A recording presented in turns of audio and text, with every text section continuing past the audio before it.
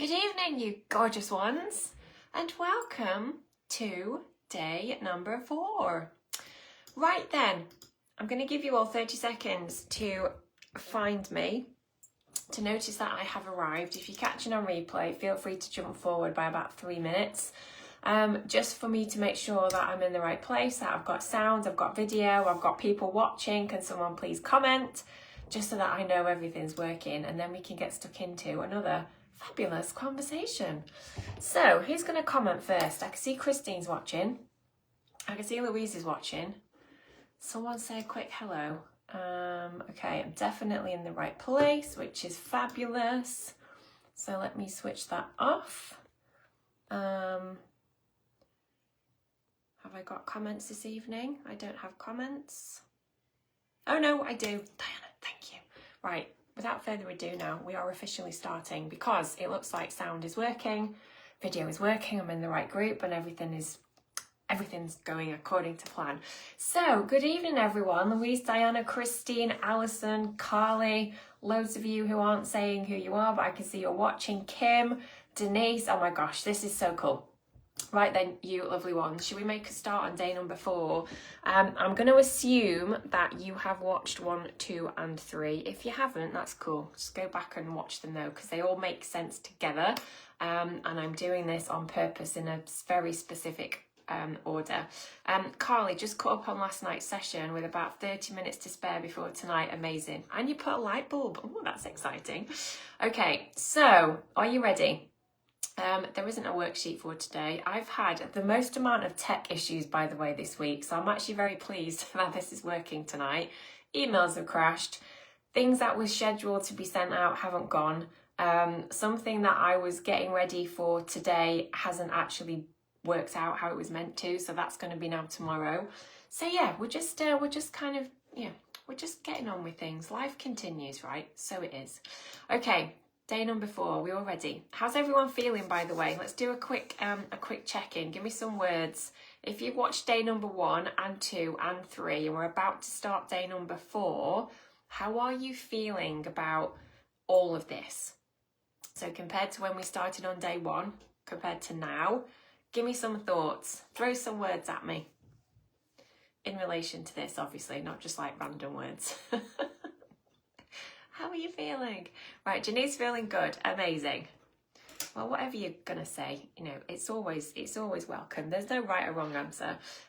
Christine's feeling positive. I like that word. Yes, yes, yes. Janine's feeling enlightened. Oh, that's a good one. Ruth's excited. Okay, we've got a mixture of lovely things here. Feeling inspired and positive, empowered. I love that word, Kim. Yes, empowered, engaged. Oh my gosh. Okay, so let's keep the momentum going. Let's kind of get stuck into where I want to go tonight. Kind of carrying on from yesterday in a slightly different angle. So it's still always about, we're talking about sabotage. We're talking about your relationship with food, and we're talking about what that can look like, and ultimately why it's there. So big question is always why. Why is this happening? Why is this appearing now? I wonder why I can't stop. I wonder why I'm doing this. We're not going to ask too many questions of, well, how do I stop it? It's more about why am I doing it, because that will often give you the direction to go in so that you can actually start changing the behaviour. Okay, really important. Louise, more positive, was able to pause today, which was great. Oh yeah, with the eating, amazing. Okay, so day 4, are you ready? I want to help you understand another really common sabotage pattern. And if you remember, yesterday we were speaking about sort of emotional and impulsive eating. That can often be a very sabotagey kind of pattern for people. Today, we're going to look at the all or nothing trap. So for some of you already, just even me saying that, you'll be like, oh my God, you're talking to me. It's like, I've just been called out on a live stream. The reason why is I really want to show you how this all or nothing thinking can really lead to constant sabotage, not just every so often, but there's this undercurrent of constant sabotage, a lot of perfectionism. It can often be sprinkled with a little bit of guilt as well. And I want you to understand this, because I want you to start being able to shift to a different way of approaching food. Okay, and ideally that different way wants to be more flexible, more sustainable, more quote unquote normal, because that's what you're here to do. Okay, so sabotage, as we've already established over the last few days, isn't just about overeating. Now, obviously, that can be how it can present itself and how it can sort of show up for you, possibly on a day-to-day basis. But it's also quite significantly, actually, more to do with the way that you think about food. So this is a really common way that people can often think about food. The cycle can be, I was being really, really good, and then I ended up being really, really bad, and now I'm going to have to start again on Monday. So how many of you recognize that cycle? And that's kind of a thought process, right? You're kind of thinking these thoughts. I've been really, really good. Oh my gosh, now I've been really, really bad. I'm going to just have to start again on Monday. How many of you have kind of noticed that thought pattern? Probably very, very frequently and very, very often. Yes, exactly. Now, as I've just said, sabotage isn't just the act of overeating. So it's not just the behavior as such around food. It's also very significantly about what's going on up here. Okay, so it's the thought patterns, it's the way that you're choosing to think about food that can often then lead to these patterns of sabotage.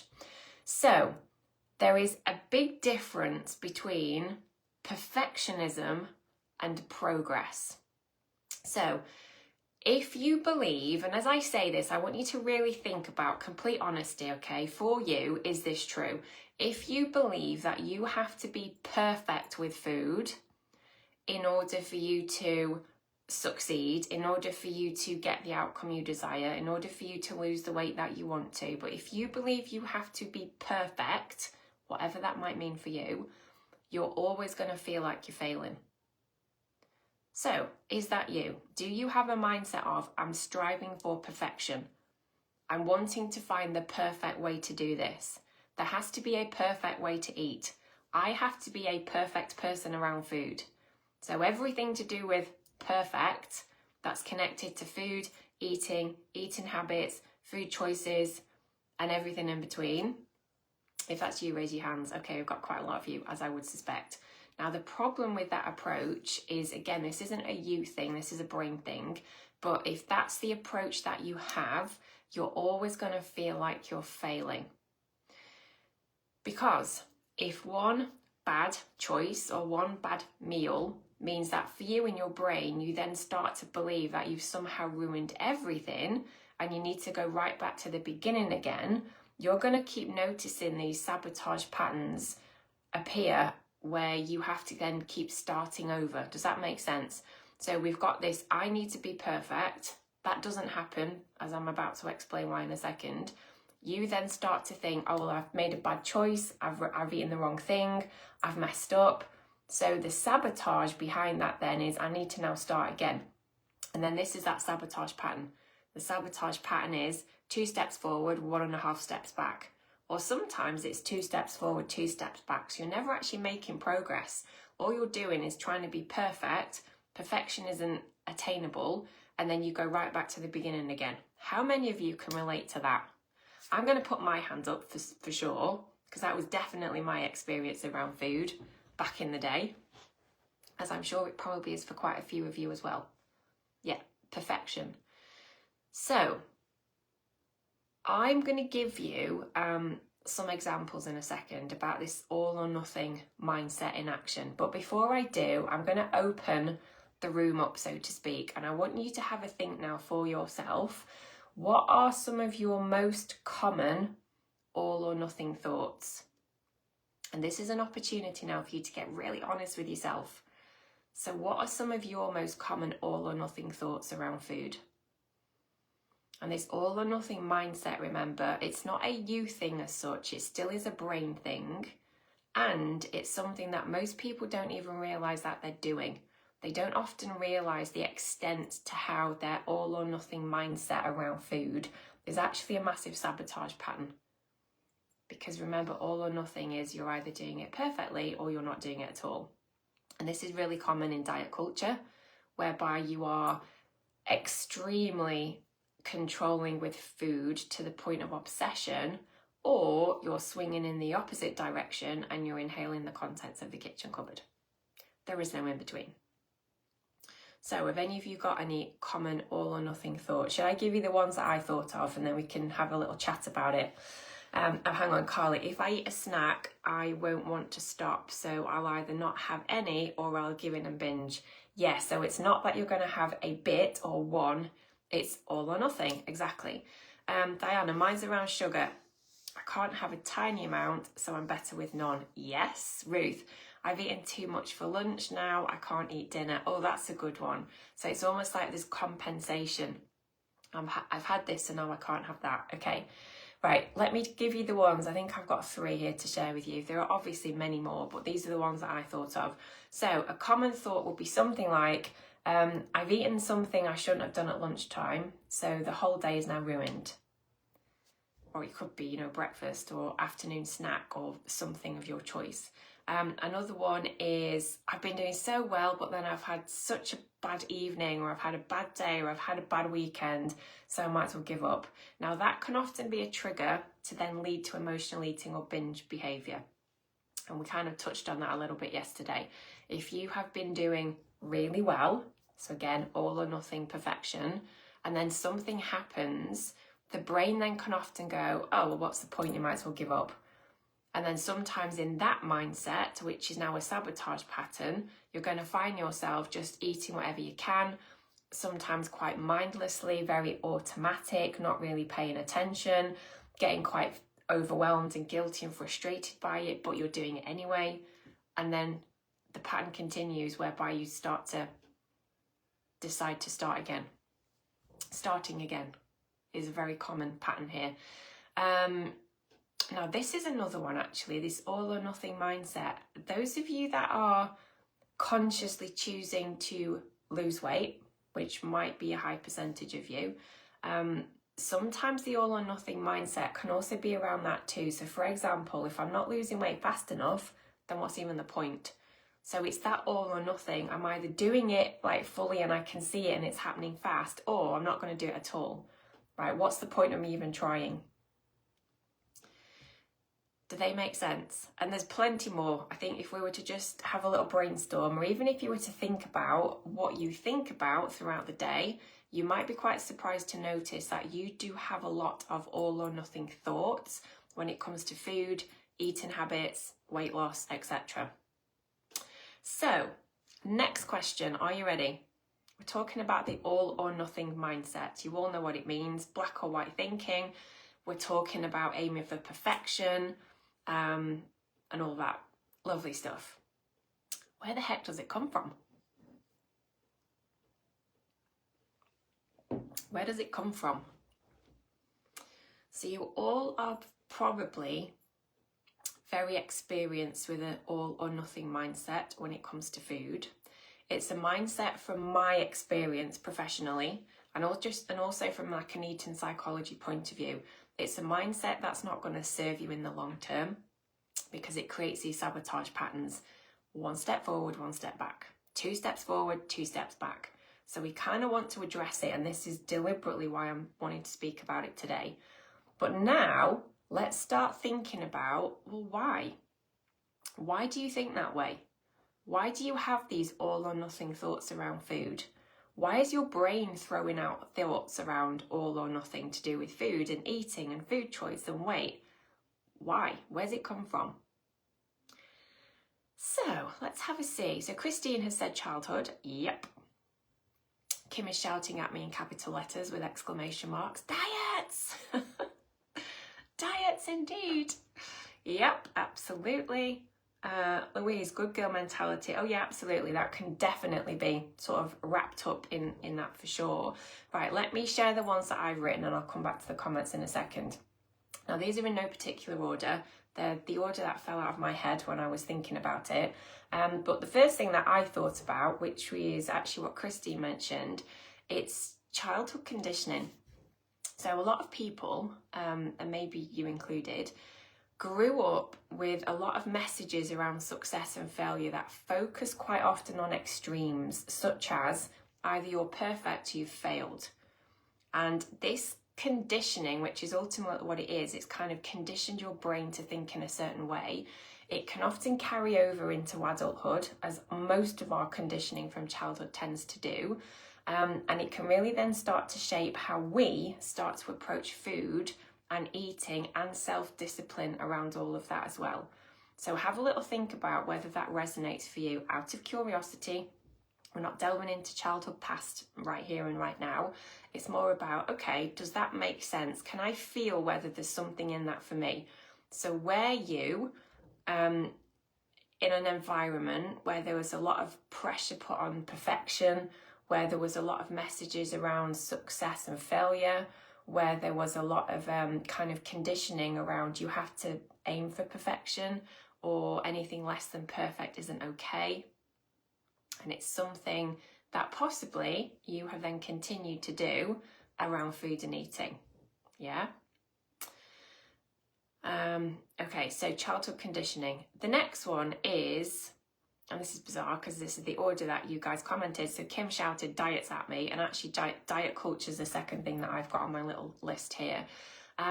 Did you realise that the diet industry, and I'm not going to talk too much about diet industry because it's a whole conversation.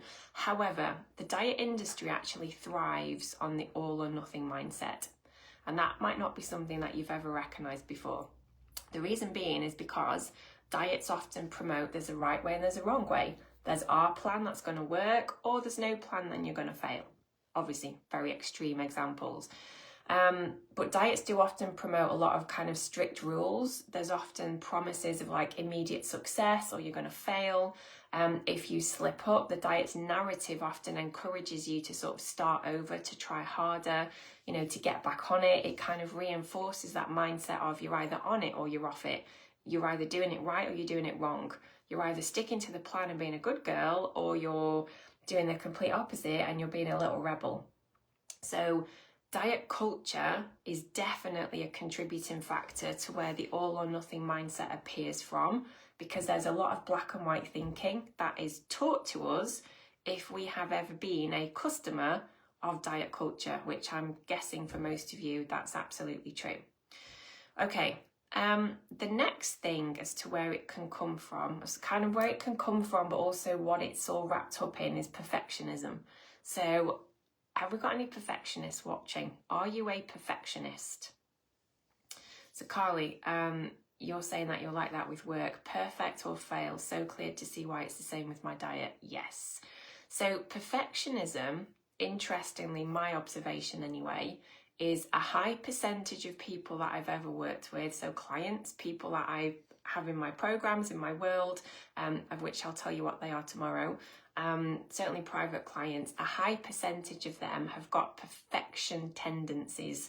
So they tend to be very all or nothing thinkers. They're either doing it right or they're doing it wrong. They often strive for perfection in everything that they do.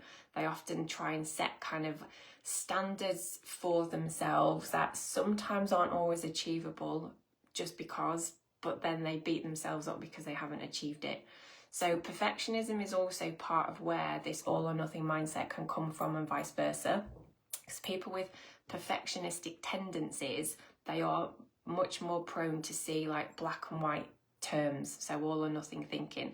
And then when it's applied to food, it then can start to create this very unhealthy pressure on trying to eat perfectly, which then leads to feelings of failure, even with like the smallest little deviation from whatever they think they should be doing.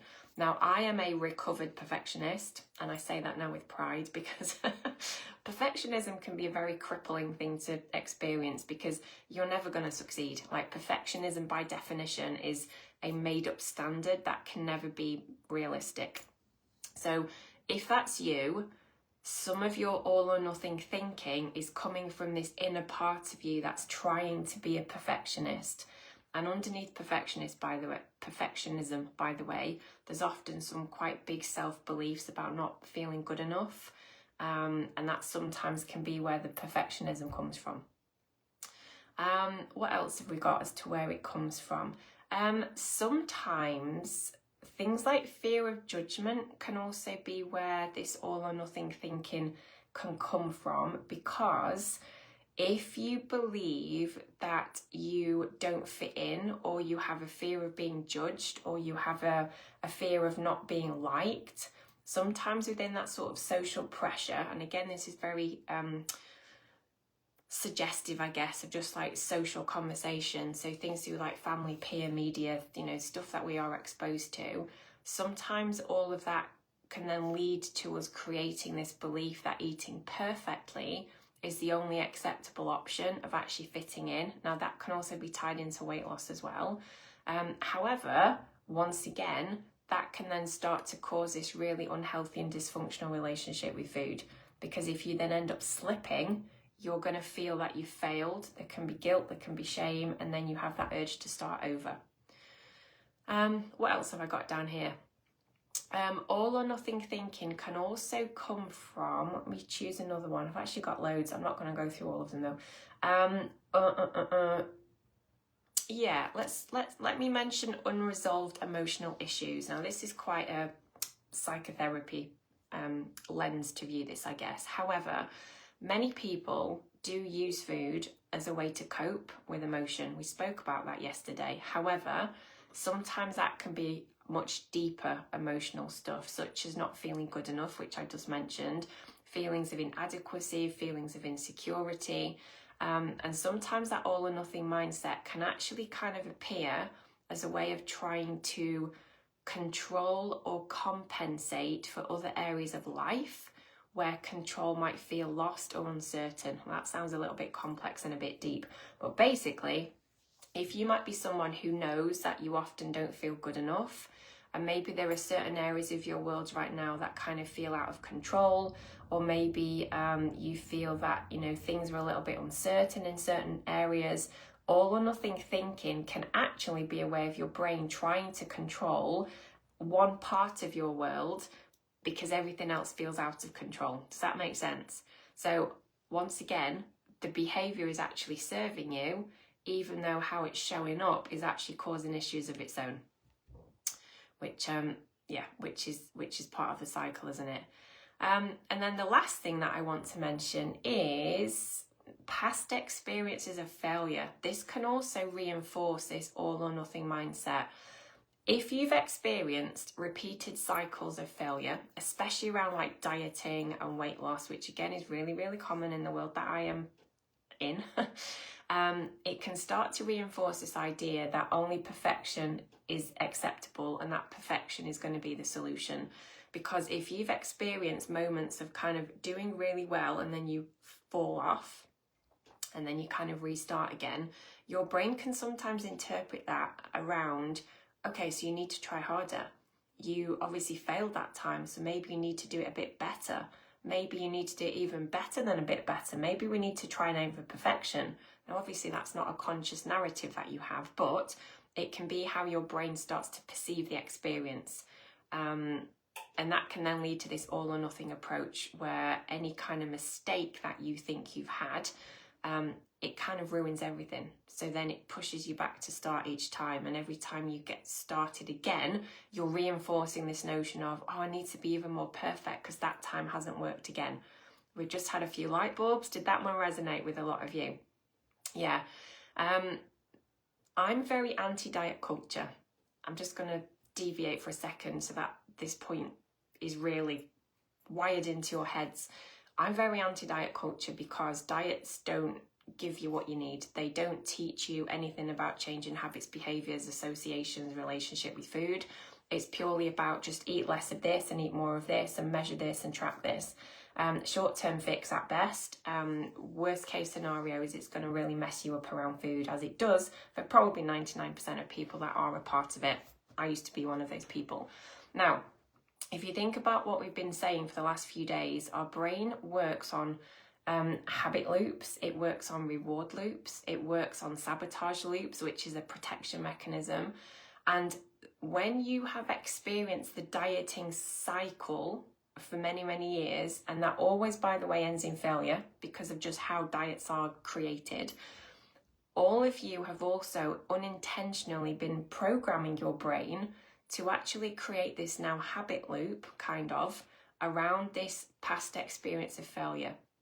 Now, although it's slightly different to the habit loop of emotional eating like we spoke about yesterday, as in you get a positive reward from eating the chocolate when you're stressed, there's kind of the same function at play here when you've had decades worth of failed dieting, because actually what's happened is every time you've failed, or rather the diet has failed you, let me reframe that, every time the diet failed you, your brain wired that into its kind of wiring, I guess, into its like circuit board, which then starts to reinforce certain thoughts about food, certain thoughts about you, certain thoughts about weight loss. And most of those thoughts end up going against actually what you could and should be doing around food and eating. And this is a really good example. Repeated cycles of failure around dieting and weight loss often start to reinforce the idea that, oh, well, I need to try harder because that time didn't work. And it can start to really emphasize this idea of it needs to be all or nothing. I need to do this perfect. Anything less than perfect and I'm going to fail again. But then the more that you try and aim for perfect, the more you're going to fail, but then the circuit and the cycle continues. That makes sense for everybody. So yeah, so that's definitely something to be aware of. Okay, so on that note, is everyone clear on where we've got to? Does that make sense with everyone? Is everyone nodding along with like, okay, I get this. All or nothing thinking is detrimental to you ever changing your relationship with food, is definitely detrimental to any kind of permanent sustainable weight loss. It's definitely going against how we want to be thinking about food and eating, because underneath that idea of all or nothing, what you're really thinking is, I have to be perfect. My food choices have to be perfect. Everything I do has to be perfect. And anything less than perfect, I've then failed. And therefore, I'm a failure. I now feel guilty about that. And I'm going to start again on Monday. We all agreed, yeah? You can all kind of see yourself in that pattern. Right. So what do we do about it? The $1 million question. What the heck do we do about it? Before I answer, I'm going to pass it over to you. Based on what we've just talked about, where's your brain taking you? What thoughts are you having at the minute? Where can you see that actually this is what you have been doing and maybe you could choose to do things differently? So has anyone got any ideas about how could you start breaking this pattern, interrupting this loop, changing it up a bit, doing something different? And if nobody has, that's fine. I will obviously share my input around it, but I'm just curious as to where any of you may now be thinking. Because sometimes we're actually quite magnificent at already knowing the answers, but sometimes we don't realise it. Like, just tell me what to do. It's like, no, you actually already know, you just need to listen. Okay, so the first thing, actually, before I say that, let me just see how many things I wanted to talk about. Yeah, I'm going to give you two. The first thing that we are going to do is something called the permission-based approach. If you've been in my world a while, you may have heard me talk about this because it's a big pillar of the Rewire Your Weight method, which is my methodology that I will speak more about tomorrow. However, this is really, really important. In fact, it's crucial to help stop that spiral. And the spiral being, I've messed up because I was aiming for perfection, because I've got this all or nothing mindset around food, and you then spiral. You spiral into guilt and shame, turn to food to feel better. That makes you feel even worse. Then you continue eating. Before you know it, you've been binging all weekend. Then you think, oh, fuck it, I'm going to start again on Monday morning. So we've got a spiral that goes on like this. So how we stop that, or certainly one of the ways that we stop the spiral, is we start leaning into something called the permission-based approach. The reason why you often feel out of control with food is because you keep trying to be in control with food. I'm going to say that again because it's a really important point. The reason that you feel out of control with food is because you keep trying to be in control with food. A little bit of irony there. And this is a really important concept to understand, because the more pressure that you set on yourself, or certainly the more rules that you give yourself, or the more that you're aiming for perfect, that you are convincing yourself you now need to be when it comes to food and eating, the harder you're going to rebel. How many rebels have we got right now watching? How many of you, even though you might not want to admit it often, because maybe you think yourself as being the good girl, how many of you do know that you can have a rebellious streak? And you have definitely rebelled against food over the years. You've definitely rebelled against plans and programs over the years. You've definitely rebelled against being told what you should and shouldn't be doing around food and eating and weight loss over the years. Of course we've got rebels. Of course we've got rebels. You're all rebels, by the way. You just don't know it yet. Jean's admitting it. She's like, yeah, that's me. I'm a rebel. Of course you are. Denise, 100% rebel. Of course you are. Now, interestingly, the rebel is one of the weight loss saboteurs. I'm not going to talk about this today because it's a whole different conversation. But the rebel is a real thing, right? So we have different parts to us. Think of them as like personality traits or personas. I talk about them as archetypes. And the rebel is a real one. So sometimes when people often end up sabotaging weight loss in particular, it's because their rebel is in control. And the rebel is the part of you that's like, fuck it, I'm not doing this, don't tell me what to do, I'm not sticking to plans and programs. Even if you're creating them for yourself, the rebel will appear and go, not doing that. You tell me what to do and I'm not doing that. So yeah, the rebel, very interesting. Definitely me, by the way. The rebel's one of my biggest archetypes for sure. Anyway, why was I talking about the rebel? Oh yes, it's because I was saying the reason that you feel out of control with food is because you keep trying to be in control. So the stricter that you are, the more pressure that you put on yourself, the more perfect you try to be, the more that your rebel ends up becoming even bigger and coming out to play even bigger, even larger really, which I think we've established is probably most of you. So, a question then off the back of that, how would it feel for you if you didn't have to ever start over every time you ate something that maybe at the minute you feel like, that's it, I've blown it, that's it, I've messed up, that's it, I've made a mistake, I failed again, it's all my fault, I'm gonna start over. What if you didn't ever have to start over again though? Like, how would that feel?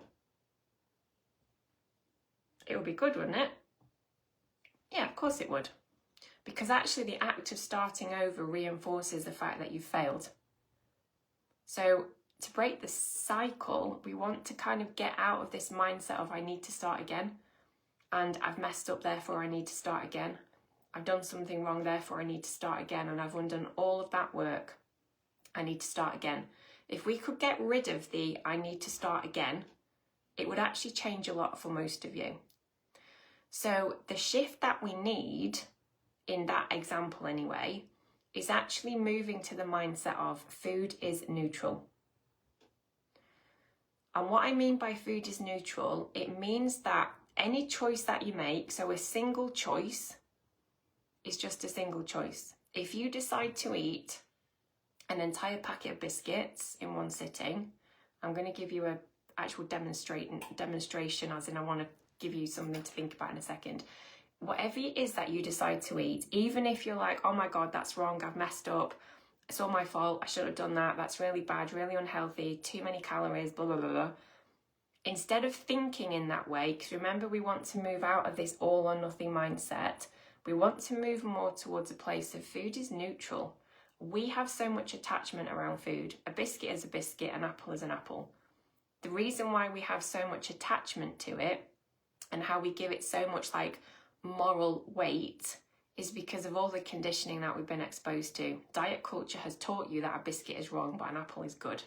Okay, your friend's mum's auntie whatever has taught you that you shouldn't be eating biscuits if you want to stay slim, you need to go and eat an apple instead. Like, think about how much stuff you've been exposed to, and all of that's still here, it's still part of your programming. So we want to move away from all or nothing, I've messed up, and move into this mindset of a choice is just a choice, food is just food, I haven't messed up and I don't need to start again. Can you kind of appreciate where I'm going with this. Now, obviously, there's something that we have to be doing to get to that point, but that's the place where we want to get to instead of this all or nothing mindset. So how we do that is this permission-based approach. So what is permission? Does anyone want to tell me? And what the heck has it got to do with this all or nothing mindset? Permission, permission, permission, permission. One of my favourite words, to be fair. It's one that I talk about quite often, to be fair. Permission. What is permission when it comes to food? Does anybody know? Have a think about it. What is permission when it comes to food? It's an interesting question because some of you will probably never have even realised that actually right now you have zero permission around food. And what that means is you are constantly thinking through that mindset, that lens of all or nothing. Is this right or is this wrong? Is this the good option or is this the bad option? Am I allowed this or am I not allowed this? Am I a good person for choosing this or am I a bad person for choosing this? And actually permission, again, not something that's ever spoken about, it's not taught about in sort of diet culture. In eating psychology, it's absolutely crucial. Massive. Okay, so Kim, permission takes away the guilt. Yes. Jean, takes away the guilt if you're allowed to have it. Yes. Yes, if no rules. Yes. Louise, allowing yourself to have something without judge or prejudice. Oh, that was a perfect definition, Louise. It's absolutely all of that. Yeah, absolutely. And the thing is with permission is most people don't realise that they don't actually give themselves permission to eat food. And instead they have this all or nothing mindset. So I want you to have a think about now how you tend to be through this all or nothing lens that I keep talking about. Let's say that you are trying to be good. You're trying to make better choices. You're trying to lose weight. So therefore you have this preconceived notion of there are certain foods I can have and there are certain foods that I can't have. However, some of the foods that you can't have are probably the foods that actually you do quite enjoy, but you're choosing to not have them because you're trying to be good. You're all following. So you do that for a little while, maybe for 2 days, 3 days, 5 days, maybe a couple of weeks if you're lucky. You can kind of squeeze that much willpower out until eventually your partner, husband, kids decide that they want pizza and you're like, oh, I like pizza, but no, I'm not having bread. I'm not having bread because I'm trying to be good. All or nothing mindset. I can't possibly have a slice of pizza because that's going to mean that I've messed up and I'm going to have to start again. So I'm not going to have any. You have that and I'm going to have something else. But inevitably what might happen is you end up having a bit of pizza anyway because you want it, you enjoy it. And when you have the pizza, you then go into the spiral of that's it, I've messed up, I've failed, all or nothing mindset. I've broken my 2-week streak of being really good. What's the point? I might as well eat the pizza and I'm going to have ice cream now and I'm going to have whatever else I can get my hands on because I've now messed up and I now need to start again. So then you might have a little binge for the weekend, feeling really guilty, really stuffed, really bloated on Monday morning. You then go, right, I'm going to try really hard this time, even more perfect, because I clearly wasn't trying hard enough. Now that example is someone who's got an all or nothing mindset and they do not have permission around food. How many of you can see yourself in that very quick demonstration? And that could be anything, by the way. It could be croissants at breakfast. It could be birthday cake in the office. It could be something that you have in your kitchen. It could be your best friend comes round or you go out for a coffee. It could be absolutely anything. But how many of you can see yourself in that very made up but very believable scenario of all or nothing? So this is when you don't have permission. Now, the difference when we bring in permission is that permission is now, hang on, I'm a grown-ass human being. I get to decide what I'm going to eat because no one's going to tell me otherwise. Now, this isn't about rebelling, by the way. It might sound similar, but actually it's not. The rebel is more about trying to prove a point. Permission is more about I'm choosing this, I'm allowed this is intentional, I'm doing this for me, and I'm totally okay with my choice. It's a very empowering place to be coming from. So even if, same example, you might be like, right, I'm going to start making better choices. I want to lose weight. I want to start looking after myself. I want to start being more mindful about food. I want to start paying more attention to what I'm eating. And in that scenario, should pizza have arrived in your house, with permission, it would be, okay, am I hungry? Yep. Do I fancy pizza? Yep. I'm going to have some pizza then with my family.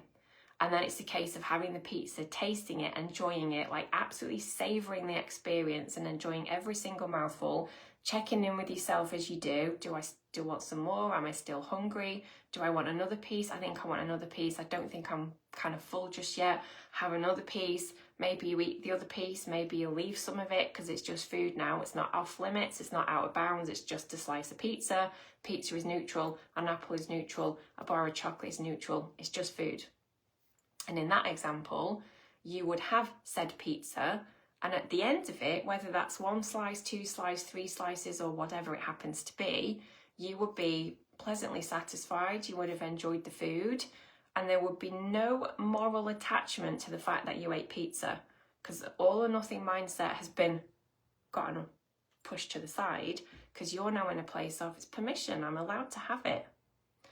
And in that scenario, you're less likely to overeat, you're less likely to emotionally eat, you're less likely to binge, you're less likely to go into the spiral.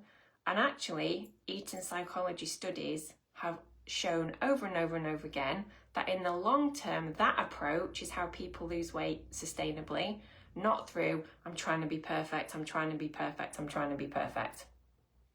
Does that make sense?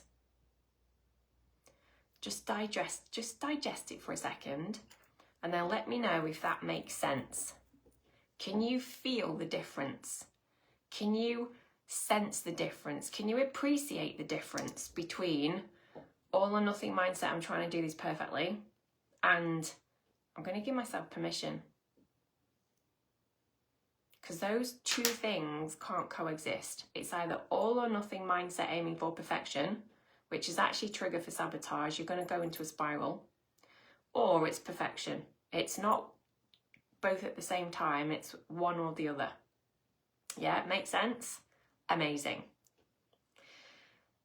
So why do you think then, for you, and I want you to really think about this now for you, so answering it for you, why might a permission-based approach be really important for you?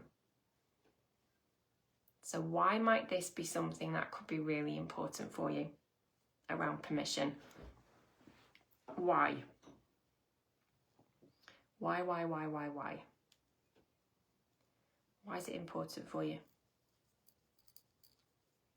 What might it help you do? How might it change things? What might it shift? How could, could this approach be really helpful? Why is it going to be really important?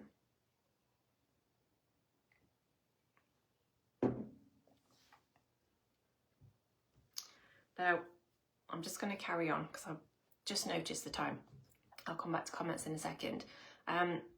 Carrying on from that though, something that I also want to give you is a little, I guess, an exercise to use. Getting to that place of full permission takes a little bit of practice. It's not just an overnight thing of like, that's it, I'm just going to choose. Now, for some people, actually, it can be really, really quick. For most people, though, there's a slight process where they need to unravel how they've always done food from a brain point of view, and then they start rewiring in the new patterns. And that's a process. It takes a little bit of time. However, there are things that you can do instantly in the moment that actually are going to help with bigger picture change anyway. So as I gave you one yesterday about the pause, the food pause method, this one is something that I like to talk about as the next best choice reframe. What this looks like is actually quite simple, but please use it because it's actually really powerful. Instead of thinking from now, when you ever find yourself having eaten something and your brain kicks in with the thought of, oh my God, I've just ruined it. Shouldn't have done that. I'm a bad person. What was I thinking? Blah, blah, blah.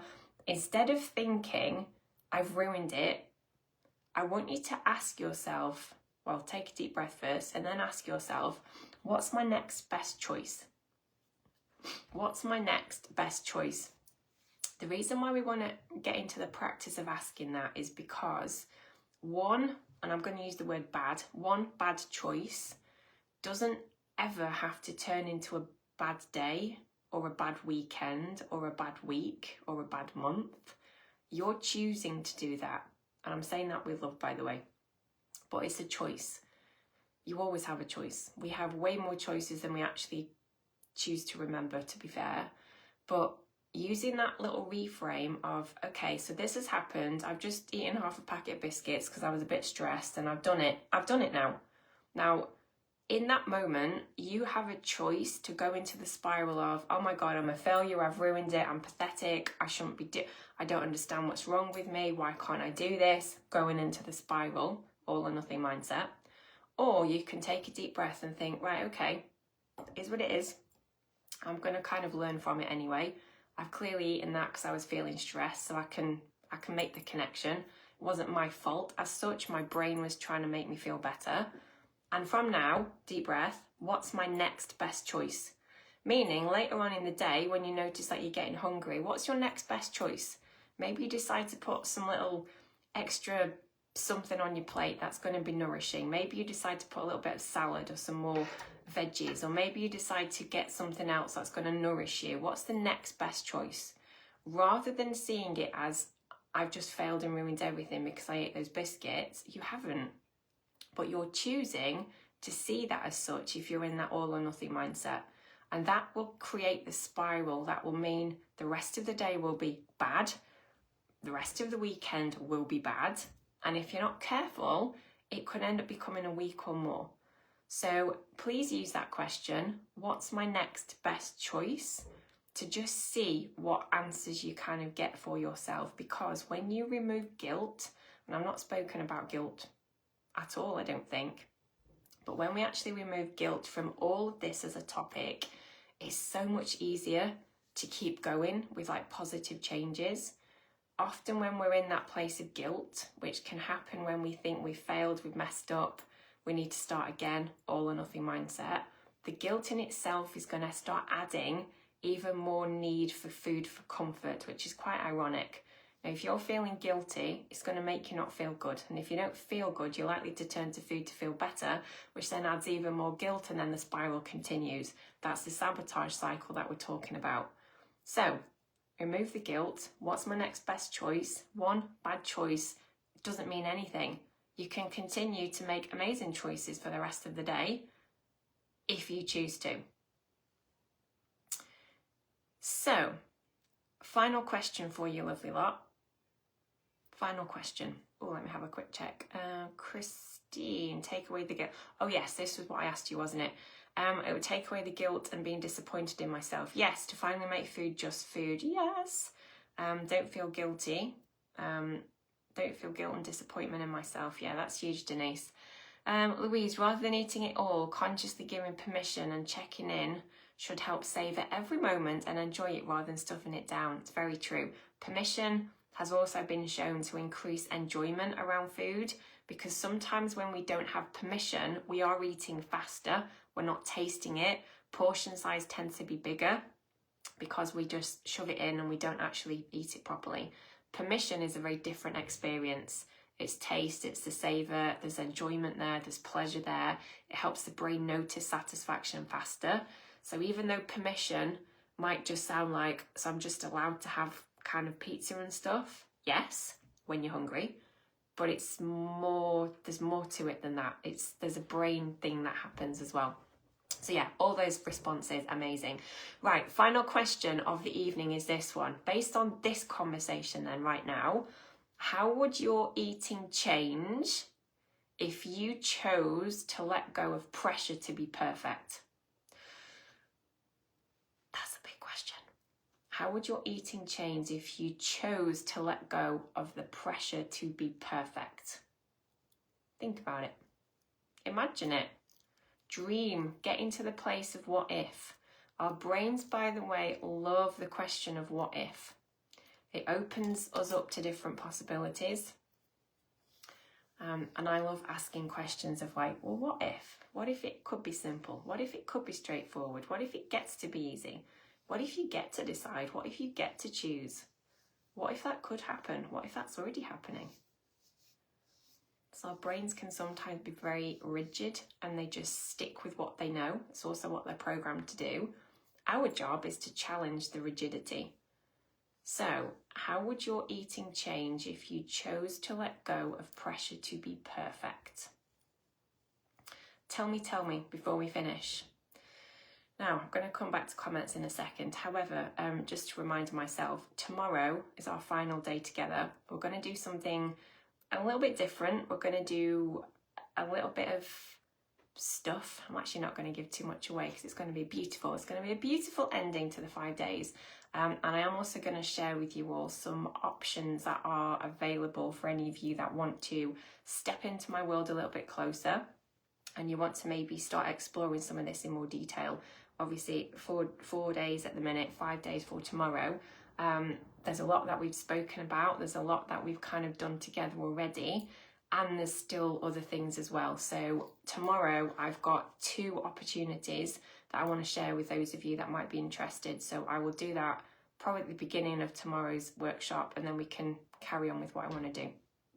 Okay, right. So question for all of you to think about for tonight is that one. How would your eating change if you chose to let go of the pressure to be perfect? A big question. It's a hypothetical question, but it's a question that I really want you to think about because it's going to give you an idea around the power of actually breaking out of this all or nothing mindset. Okay, if you are constantly in this loop of I'm trying to do this perfectly, you are already setting yourself up to have some kind of perceived failing, probably in the not too distant future. And like I said, this isn't a you problem. This is still a brain thing. Your brain is creating these thoughts about you need to be perfect, you need to do it right, there's a right or wrong way, you're either being good or you're being bad, there's nothing in between. What you get to do though, and actually what you're responsible for in the sense of you still have will and you can still make different choices, is actually starting to recognize some of these patterns and then doing certain things such as that one that I gave you about the reframe, actually choosing to start interrupting some of these patterns. The pattern interrupting of these kind of things is really, really important. And yeah, there's plenty more that we could talk about, but I am actually going to finish in a second. Oh, Carly, yes, right. So I was wondering, I feel like it's a very big question to ask at the end of tonight's workshop. And I have asked it on purpose in that way because I know it's going to kind of knock a few of you sideways. So Carly, thank you for your honest response of I'm finding it hard to answer that because I've never experienced it, hence the reason why I've asked you. So what we're going to do, I am actually going to finish in about 20 seconds. For any of you that want to maybe share your answer in the group, then please do so. Even if you're finding it hard to answer, that's absolutely fine. And I've asked it on purpose for that reason, because I want you to challenge what you believe to be true right now. So the question one more time before we finish is, how would your eating change if you choose to let go of the pressure to be perfect? Okay, right. On that note, I am going to go, but feel free to share your responses underneath the video and I will come back to you, okay? But otherwise, same time tomorrow for day number 5. If you're catching this on replay, you'll be able to see it already. And that's it for now, but I'll catch up with you tomorrow. See you later.